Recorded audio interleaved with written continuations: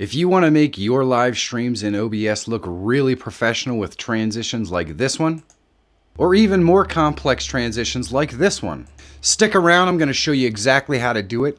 Let's get to it.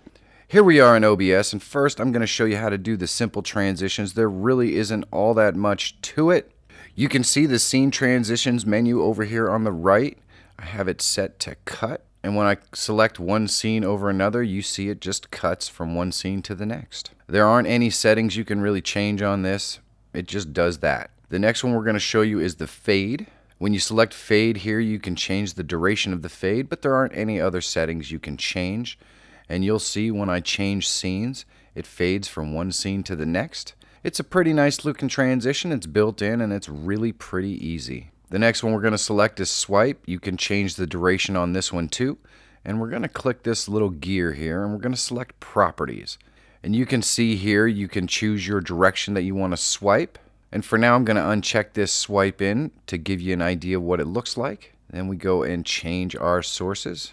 And you can see that we'll swipe from right to left, and we'll change it from bottom, and that will bring it, and that has it swiping up from the bottom. And if we select swipe in, you can see it kind of gives it a different little look to it as well, where the new scene will basically follow the old scene up. Now this is kind of an interesting effect considering the fact that when we go on to the next one, which is slide, it basically seems to do exactly the same thing as swipe with the box checked. At least it does to my eye. But you can choose the direction you want slide to go in. And then when we switch from one scene to another, you can see it just slides one scene off the screen and brings the other one on. And the last one is the stinger. And it's actually the most interesting one. I'm going to show you right here an old stinger that I have. And when you switch, you can see we get this little animation of my icon coming up to the full screen and then bouncing out. And that's how it would transition. Now what I'm going to do in the next part of this tutorial is show you how to create your own stinger splash screen. It's kind of fun. We're going to start out with something simple just like the one you see here. And we're going to move on to something a little more interesting using the particle effects in After Effects. For my stinger, I'm going to use a logo I use for one of my channels. I'm just going to remove the background in Photoshop. And so all I do is just select the white portions of the background here and clear those out. Save the file as a PNG. And then the next thing I'm going to do is import that PNG into Premiere. And all we're going to do here is we're going to set up a couple of keyframes to create the animation for our stinger file. So I'll set how long I want the stinger to be, and I think we're going to have our stinger coming in from left to right and expanding to full screen and then bouncing off to the right. If you're unfamiliar with how to animate something in Premiere, don't hesitate to leave me a comment. I can do a tutorial on how to do this. We're going to have it spin, come up, and fill the screen, and then pop off to the right. And maybe we'll have it come towards us and go to the right there. Yeah, let's do that. And we'll smooth out the transition. And that looks pretty good. That looks pretty good. So the next thing we're going to do is save this out so it's a usable file in OBS. In order to do that, we'll go ahead and click File, and then Export, and then Media. So here's where you want to make sure you get your settings right. In our format, we're going to select QuickTime. Then we're going to come down here and we're going to move from Effects to Video. We're going to select our video codec as Animation. Then we're going to scroll this down. We're going to select the 8 BPC plus alpha, and if you like, you can check the render at maximum depth.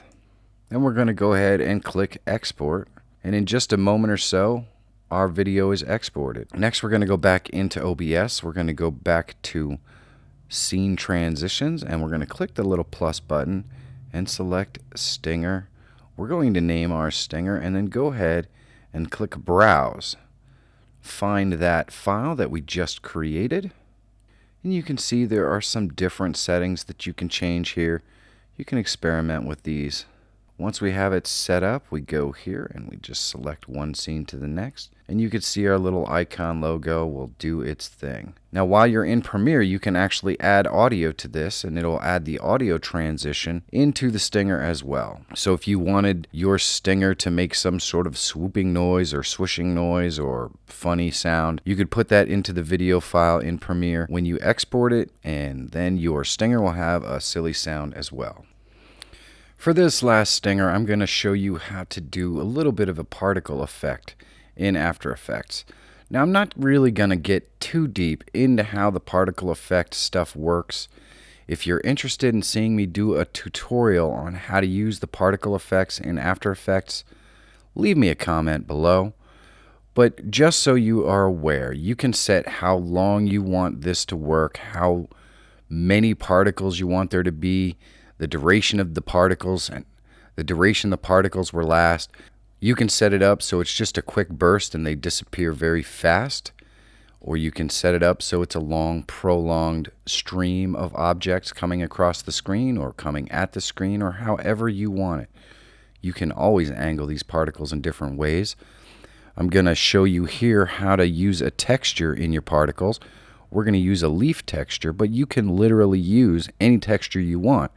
You could use a face texture and just have faces flying at the screen or across the screen or however you want it. So to start out, we open up our After Effects and we want to go ahead and create a composition, and we want to edit those composition settings to 1920 by 1080 or whatever the screen size is that you use in your OBS. Some people do 720 streams, and that's perfectly fine. And I'm going to drag into the timeline the texture that I want to use, which is this leaf. I right click on the leaf, I'm going to transform, and then I'm going to fit it to comp size so you can see that it fits right in our composition window. Then I am going to right click again, and we're going to add an adjustment layer here. And on this adjustment layer, we're going to search for effects. We're going to search for particle world. We'll double click that and it'll add it to our adjustment layer. Now we're going into our effects panel for the adjustment layer. And we're going to go to particle type and select textured quad polygon. Then for the texture layer, we're going to go ahead and select our leaf texture. And we're going to just leave source as source. Now you can see when I scroll through the timeline, we've got our leaves coming out of the center. And I'm going to jack up the size variation and the max opacity to 100%. This means they'll be totally visible and we'll get lots of different size leaves. Then we're going to go into the birth rate here, and I'm going to jack up the birth rate. And what that means is that our particle system is just going to throw out many more leaves at the very beginning. I'm going to go into physics and adjust the gravity because I want those leaves to kind of fly at the screen. The less gravity there is, the easier it is for it to fill the entire screen. You can see if we select the animation, we can change it from explosion to twirl, and this will add like a twirling effect to the leaves. But if we mess around with this, you can see you could change the directional axis. You can have a cone axis, so it'll blow directly at the screen if that's what we want to do. And we're going to go ahead and jack up that birth rate again. And now I want to set my longevity, and this is how long the leaves will last. Now I jacked this all the way up so that we don't have leaves just magically disappearing from our animation, unless of course it's longer than 4 seconds. Now I'm going to add some keyframes. At the beginning I want the birth rate to be extremely high so we get a lot of leaves, and then I want it to taper off so that all the leaves just stop blowing and they just disappear. Change up the gravity a little bit. And now we need to export this so we can use it as our stinger. So I go to export and I go to add to render queue. And we're going to go down here and we're going to select where it says lossless. We're going to change this color to RGB plus alpha and click OK. Then just click here and select where you want your file to be saved and name it. And then it will export that file. And we go ahead and hop back into OBS. Click the little plus symbol, drop it down, select stinger, name your stinger, then go ahead and browse to the file that we just created, our leaves stinger movie. And now, when we go back and forth between scenes, you can see we get this nice explosion of leaves in between each scene. Now, you may have to experiment a little bit with this particle system, depending upon what you use. The leaves look really authentic. They actually look very, very real. But you may not want them to be quite as long. You may want your transition to be longer or shorter or however you want. So you just go back and you adjust those keyframes in After Effects, save it out, and try it again until you get the effect that you're looking for. And that's how you use a particle system. The particle system in After Effects is amazingly powerful. If you want to learn how to stream with a multi-camera setup, check this video out right here. Or if you just want to see a video YouTube recommends, check this video out right here. If OBS and Pixlr and After Effects and Premiere tutorials are your thing, subscribe to the channel. It really helps me out. Thank you so much for watching. Go out there, film something awesome today. Have a great day, and I'll see you soon. If you want to learn how to stream with a multi-camera setup, you probably want to check...